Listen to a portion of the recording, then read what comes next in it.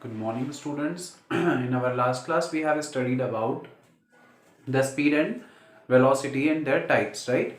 Now, today we are going to discuss the similarities and the differences between speed and velocity. कि speed और velocity में क्या क्या similarities हैं और क्या क्या differences हैं that we are going to see today. Okay? So the first of all, the difference between the speed and velocity is speed is equal to distance upon time while velocity is equal to displacement upon time. ये तो obviously बात है, हम पढ़ चुके हैं. दोनों का जो फॉर्मूला है, एक में डिस्टेंस हम बात करते हैं, दूसरे में डिस्प्लेसमेंट की बात करते हैं, right? So speed is equal to distance upon time, velocity is equal to displacement upon time. Speed is a scalar quantity while velocity is a vector quantity. Okay, now what do we mean by scalar and vector quantities? In the next chapter we will study the vectors in detail, but just for now we have to understand the scalar and vector such that scalar quantities केवल वो quantities होती हैं जिनके complete description के लिए हमको केवल magnitude की जरूरत होती है. फॉर एग्जाम्पल अगर मैं बोलूं कि किसी बॉडी का मास कितना है, तो मैंने बोल दिया 4 kg, 5 kg, 6 kg, राइट? मतलब मैंने अगर वहां पे मैग्नीट्यूड बता दिया तो काम खत्म हो गया. मतलब मुझे मैग्नीट्यूड बता के उसकी पूरी इंफॉर्मेशन पता लग गई. लेकिन वेक्टर क्वांटिटीज वो क्वांटिटीज होती हैं जहां पे हमको मैग्नीट्यूड के साथ साथ डायरेक्शन भी जरूरी होता है, राइट? तो जब हमको मैग्नीट्यूड के साथ साथ डायरेक्शन की भी रिक्वायरमेंट होती है तो उसको हम बोलते हैं vector quantities, right? So velocity is an example of vector quantity. इसका मतलब जब भी मैं बात करूंगा वेलोसिटी की, तो वहां पे मुझे डायरेक्शन स्पेसिफाई करना जरूरी है कि बॉडी जो है वो किस डायरेक्शन में मूव कर रही है. जब हमने डिस्प्लेसमेंट डिस्कस किया था तब भी हमने ये स्केलर और वेक्टर में डिफरेंस डिस्कस किया था कि वेक्टर क्वांटिटीज में डायरेक्शन बताना इज मस्ट, राइट? आपको डायरेक्शन बताना कंपलसरी है. So velocity is a vector quantity and speed is a scalar quantity. Now speed is always positive. Speed is always positive और it can be zero as well. जो स्पीड है वो हमेशा positive होगी या स्पीड जो है वो जीरो भी हो सकती है. पॉजिटिव तो ऑब्वियस सी बात है. अगर मैं बोलूं कि कोई कार है वो 5 किलोमीटर पर आवर की स्पीड से चल रही है, 2 किलोमीटर पर आवर की स्पीड से चल रही है, तो वो स्पीड तो ऑब्वियसली हो गई पॉजिटिव. हम इजीली समझ सकते हैं कि स्पीड जो है वो पॉजिटिव हो रही है, राइट? जीरो का मतलब कोई स्पीड जीरो कब होगी? जब मान लीजिए कोई ऑब्जेक्ट ए पर है और 1 घंटे बाद भी वो ऑब्जेक्ट ए पर ही है. मतलब उसने डिस्टेंस कितनी ट्रेवल करी? जीरो. टाइम कितना लगा उसको? 1 आवर या 60 सेकेंड्स. तो उस केस में जो उसकी स्पीड हो जाएगी वो कितनी हो जाएगी?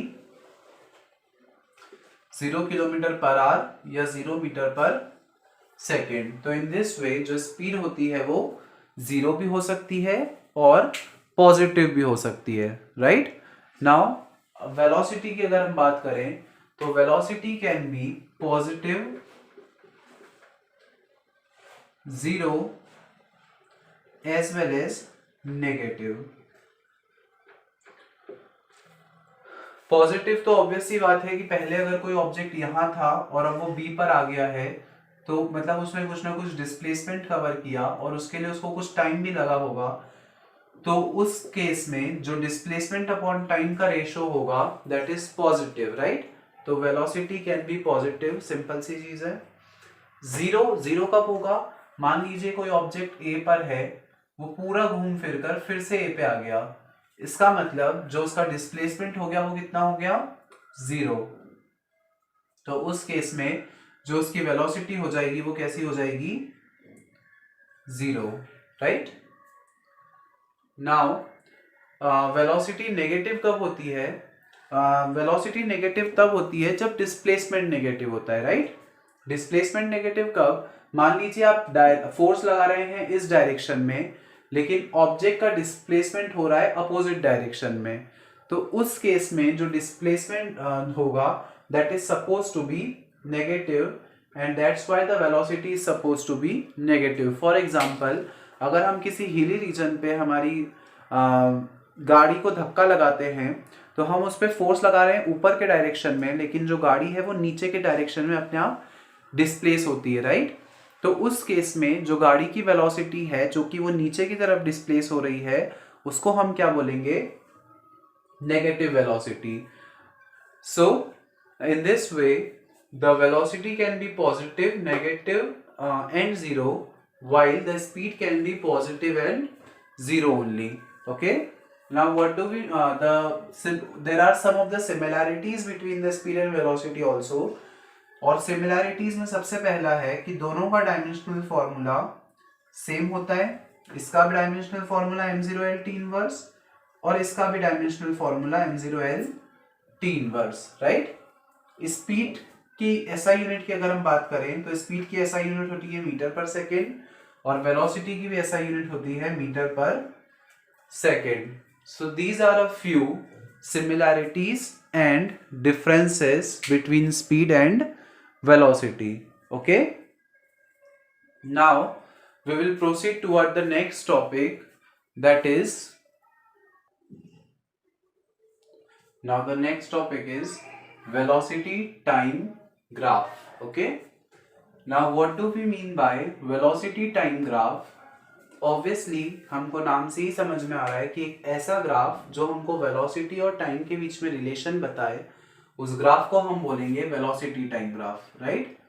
मतलब अगर मैं ये ग्राफ कंसिडर करूं जिसमें कि एक्स एक्सिस पर मैं टाइम को रिप्रेजेंट कर रहा हूं और y एक्सिस पर मैं वेलोसिटी को रिप्रेजेंट कर रहा हूं, तो वेलोसिटी और टाइम के बीच में रिलेशन बताने वाले इस ग्राफ को हम बोलेंगे velocity time graph, right. For example हमने मान लिया कि टाइम जो है वो सेकंड में है और वेलोसिटी जो है वो मीटर पर सेकंड में है। सो in that case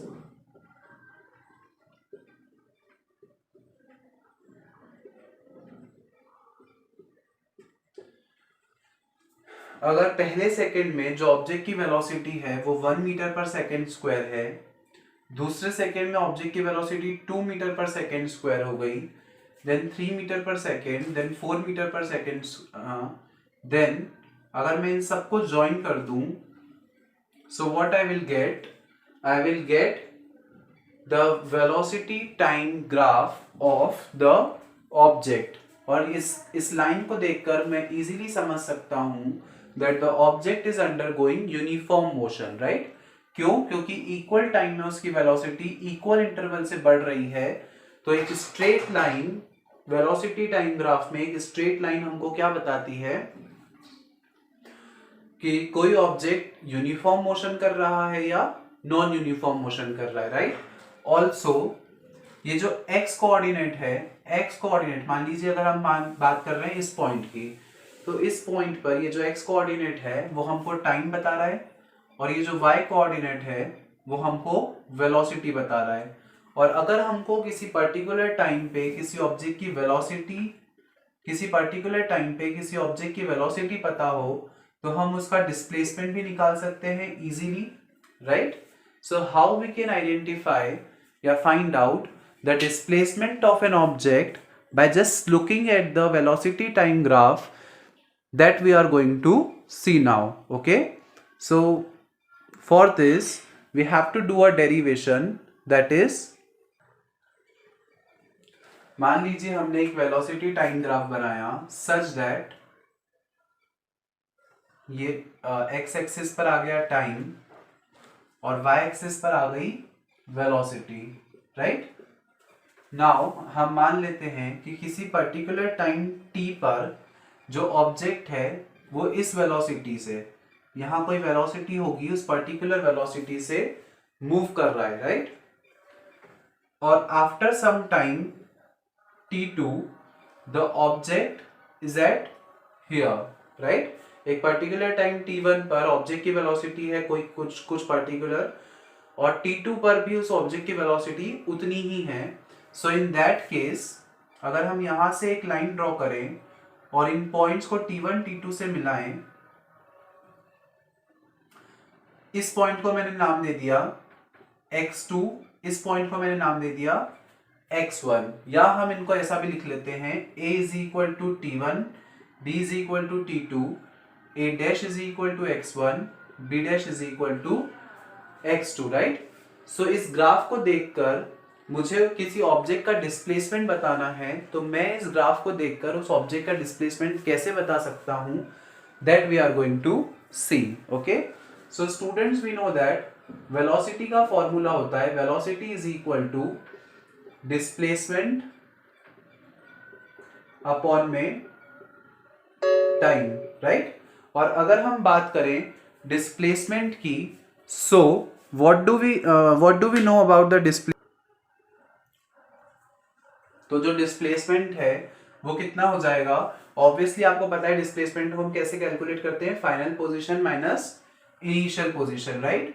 so we can write x2 minus x1 upon में जो टोटल टाइम है वो टाइम कितना हो गया t2 माइनस t1, और वेलोसिटी के लिए हमने लिख दिया v here. Okay, so from here what do we get, x2 minus x1 is equal to v into t2 minus t1, right.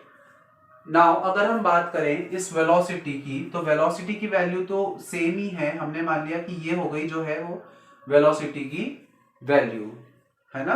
और t2 माइनस t1 इसका मतलब हम बात कर रहे हैं बेसिकली इस AB की, t2 माइनस t1 इसका मतलब हम बात कर रहे हैं AB की, v के लिए हमने लिख दिया v हियर, और x2 माइनस x1 इसका मतलब हम बात कर रहे हैं a डैश b डैश की, right. So now what do we do now?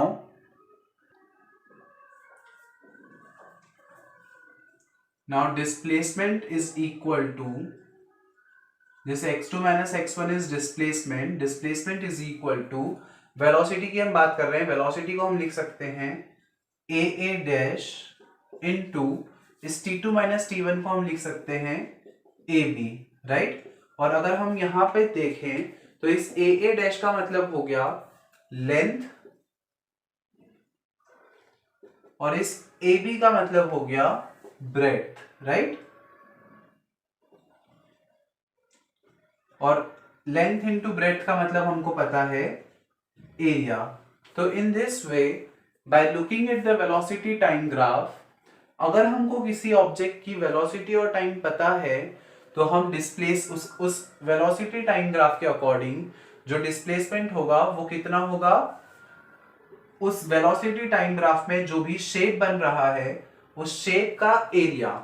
इसका मतलब वेलोसिटी टाइम ग्राफ को देखकर अगर आपसे डिस्प्लेसमेंट निकालने के लिए बोला जाएगा तो आप क्या करेंगे, जो भी शेप बन रहा है हम उस शेप का सिंपली एरिया निकाल लेंगे, and that area will be equal to the displacement, right।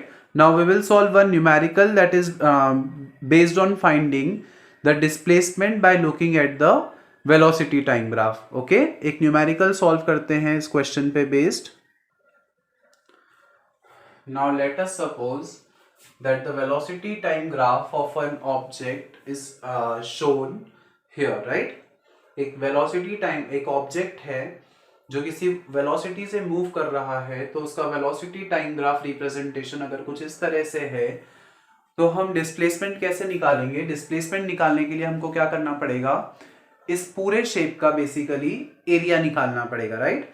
और जब हम इस पूरे शेप का एरिया निकालेंगे तो हम इजीली देख सकते हैं, मैं इस ट्राइंगल का एरिया निकाल लूं प्लस इस ट्राइंगल का एरिया निकाल लूं और इस रेक्टेंगल का एरिया निकाल लूं, और इन तीनों का जो सम होगा, इन तीनों का sum is basically equal to our displacement, right. तो जो डिस्प्लेसमेंट हो जाएगा वो कितना हो जाएगा, displacement is equal to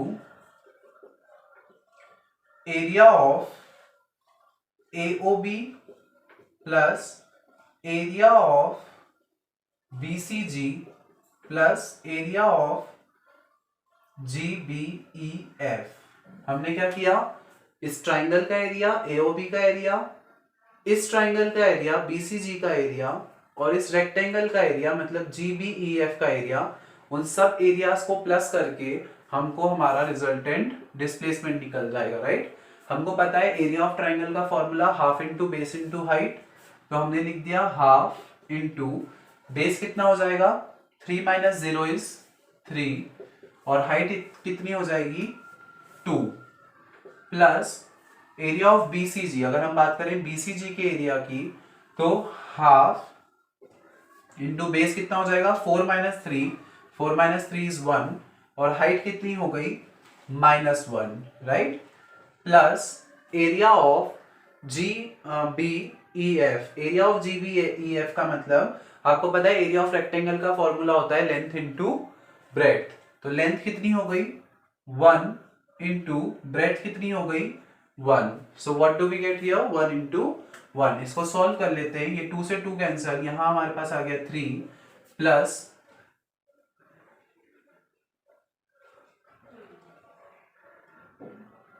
half into base, okay. यहाँ पे हमारे पास आ गया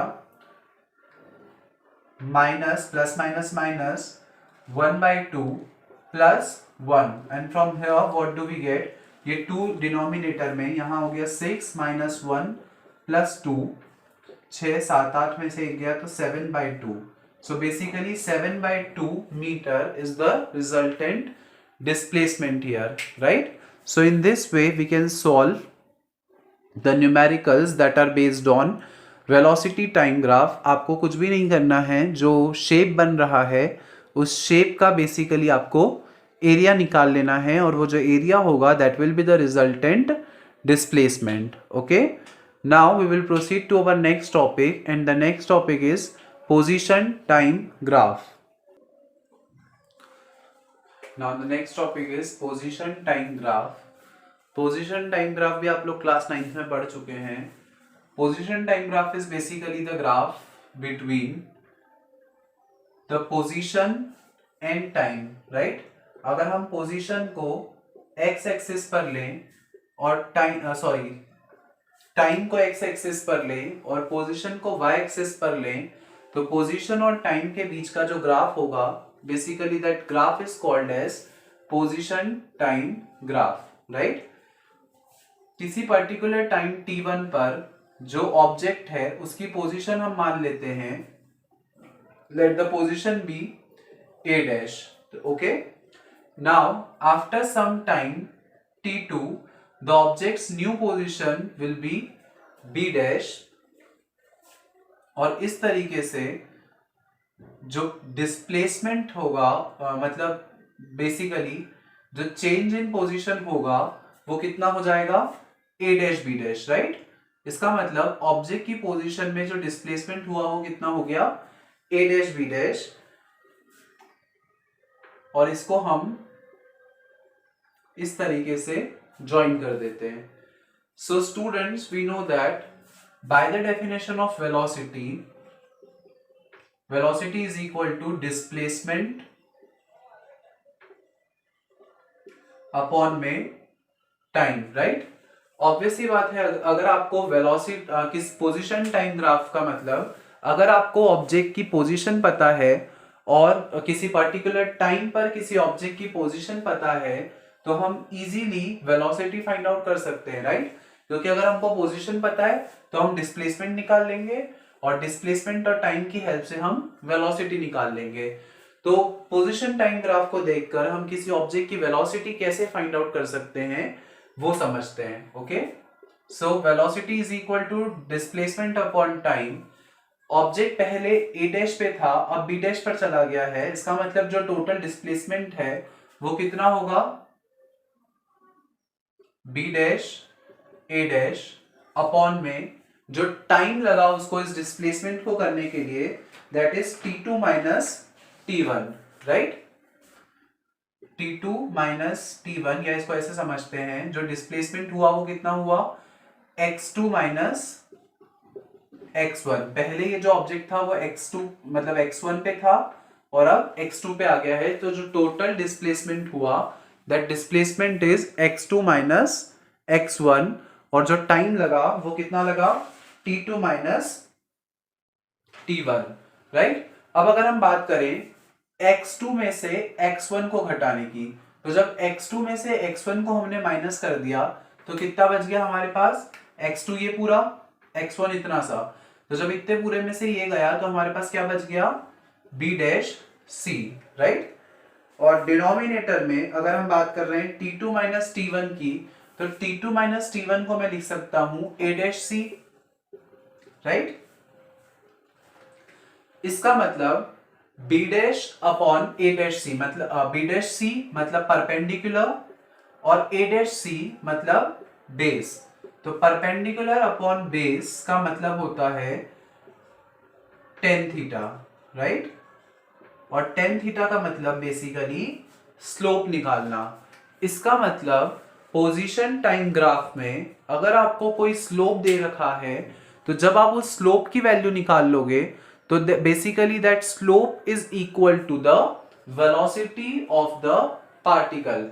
मतलब जब आप इस लाइन का स्लोप निकाल लोगे तो इस लाइन का स्लोप ही क्या होगा, उस ऑब्जेक्ट की velocity. Okay, now we will solve one numerical that is based on position time graph. Okay,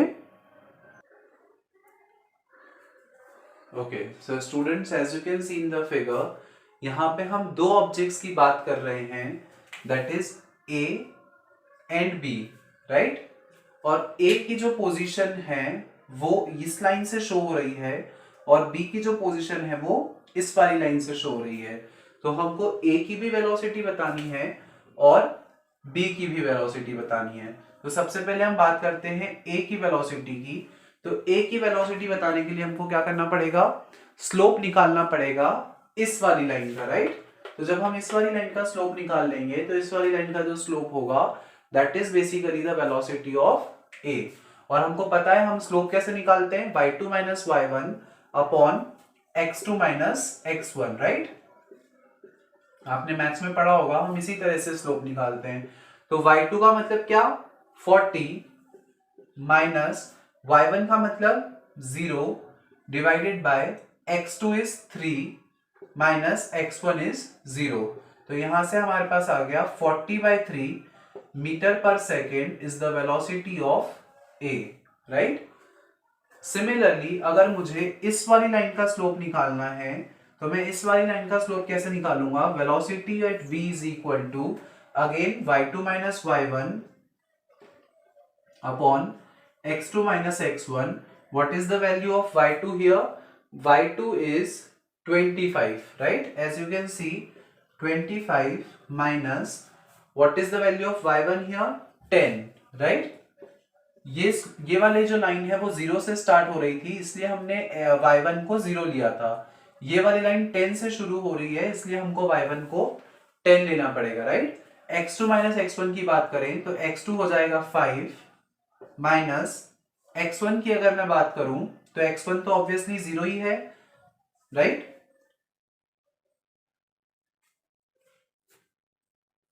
now from here what do we get, 25 minus 10 is 15 by 5 minus 0 is 5, तो 5 3s are 15। तो B की velocity कितनी हो गई, 3 metre per second और A की velocity हो गई 40/3 मीटर पर सेकेंड।